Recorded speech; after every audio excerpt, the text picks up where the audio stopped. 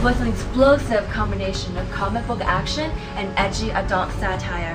Released in 1987, RoboCop reinvented the science fiction genre with its bold mixture of action, emotion, and humor. I like it! RoboCop spawned 2 sequels, 2 TV shows, and countless games and comics, but none of the stories told could rival director Paul Verhoeven's original vision. Now, 25 years since the release of the first movie, MGM is hoping to repeat the success.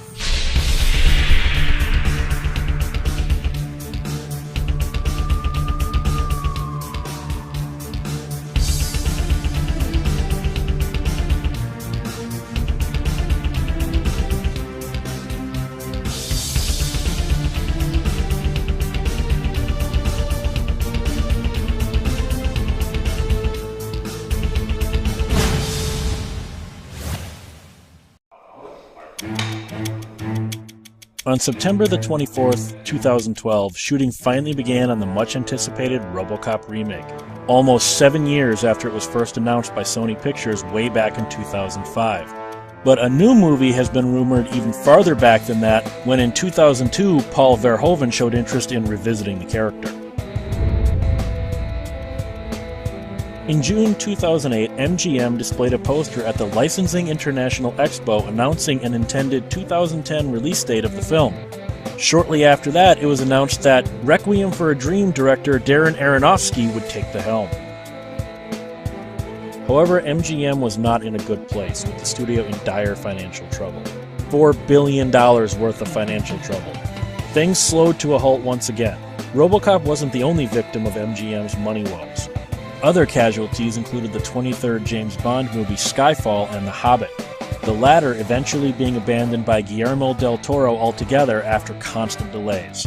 It wasn't long before Darren Aronofsky also jumped ship from RoboCop amidst rumors that he disagreed with the studio in regards to shooting it in 3D.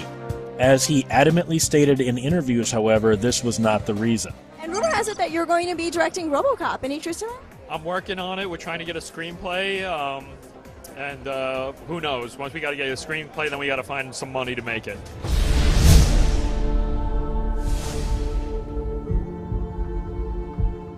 Aronofsky's vision would supposedly have had a more real approach with less use of the digital medium. Effects would be accomplished in a similar fashion as his previous movie, The Fountain, giving it a very distinct organic look. The movie would also have had only the actual name RoboCop in common with the Verhoeven original, something that worried many fans. You know, I think I'm a huge fan of Verhoeven's film. I think it completely holds up, and it's a masterful film. Incredibly had incredible insight into the future, and it's still hilarious, and so I have full respect for it. But the thing that's exciting for a filmmaker like me about it is that it's not as iconic as some of the other titles out there, and so there's room to do stuff with it. And the world has so changed. I mean, how much every one of us is somewhat of a cyborg at this point, with cell phones hanging out of us, with implants of all different types. I think there's a lot of really timely ideas in it, and if it comes together, it'll be great, but who knows? I'll show as much respect to the fans as I can. As Aronofsky said his goodbyes during MGM's financial troubles, fans soon began to speculate if the director ever had any real interest in a RoboCop remake. Aronofsky's tendency to abandon movie projects led to the theory that this was just another publicity stunt, a stepping stone to one of his more personally invested movies, as he had also been previously attached to Batman, Superman, Watchmen, Preacher, and even recently The Wolverine, all of which he left relatively early on. In 2011, Brazilian director José Padilha was announced to remake RoboCop for a 2013 release. Padilha, who previously directed the 2 Elite Squad movies, made it clear early on that he would not use Aronofsky's script but develop his own vision for RoboCop. The movie that I'm trying to make, in a certain sense, is about... It's something that is not in the first film, because in the first film, Alex Murphy, which I love, by the way, Alex Murphy's... I love it so much that I will never try to make it again, right? Alex Murphy is shot down, and then you know, you have a little sequence in the hospital, and then he shows up as RoboCop, the famous leg coming out of the car, and you see the robot leg, and then he gets up. You don't see how RoboCop is made. So that's what my movie sort of is about. How do you get a person and really make something work with the science that is available now? It must be really difficult to redo RoboCop, I think, because I think the fact that we didn't have all the means, and money-wise it was only done for $13 million, 1-3, so made us extremely creative and inventive.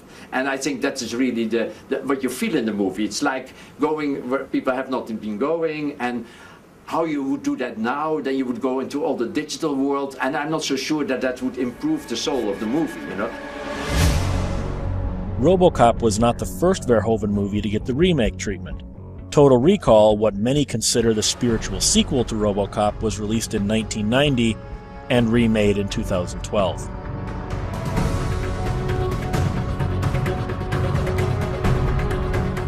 I thought both of the originals was pretty good, and I don't know why they feel like they need to make them again.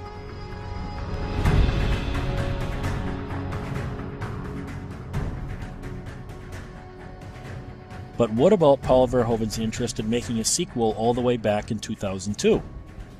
During a 20th anniversary interview, he revealed that his take on the new movie would have RoboCop put back online after many years in cold storage.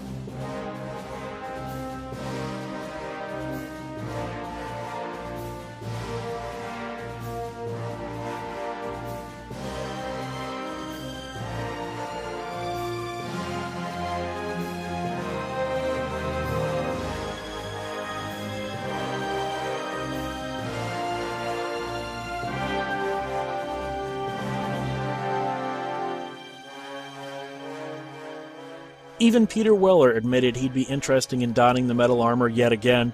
Much to fans' disappointment, though, nothing came of this.